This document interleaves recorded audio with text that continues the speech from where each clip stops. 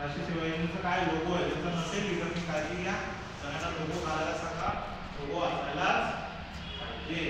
नाही तर तुमचे डिस्ट्रिक्टचे कोऑर्डिनेटर आले तर सांगतील तुम्हाला सगळ्यांना. आलं तर ठीक आहे. आता लोगो कलर किती आहे, रंग किती, निळा, लाल आणि पांढरा. निळ्या रंगाचं वैशिष्ट्य काय, काय आकाशात काय काय येतं, आकाशासारखं काय, मोठ्याने बोला, मोठ्याने बोला. आकाशाचं प्रतीक आहे असं कोणी सांगितलं,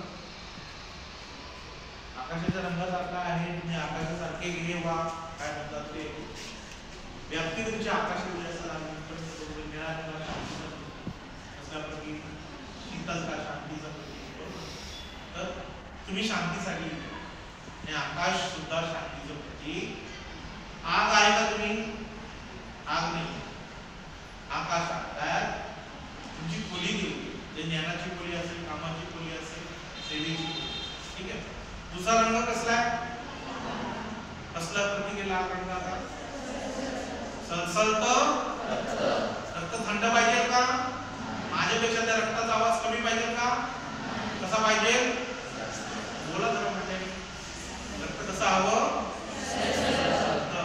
की नाही. माझा आम्हाला असं उत्साह वाटतो, आम्ही असं काय झालो पाहिजे तुम्हाला बघून पेटून उठलो पाहिजे.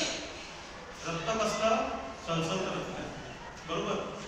तर तारुण्याचं प्रतीक, बरोबर आहे. तिसरा रंग कसला, हे कसलं प्रतीक आहे, हा बोला बोला पाहिजे. इकडे जायचं आपल्याला,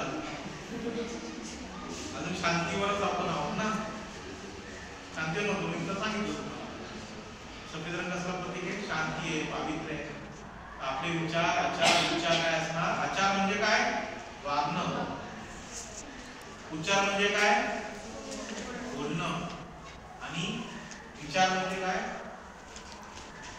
कृती. होण्यापूर्वी जी गोष्ट डोक्यात येते त्याला म्हणतो आपण विचार. म्हणजे माझ्या बाजूला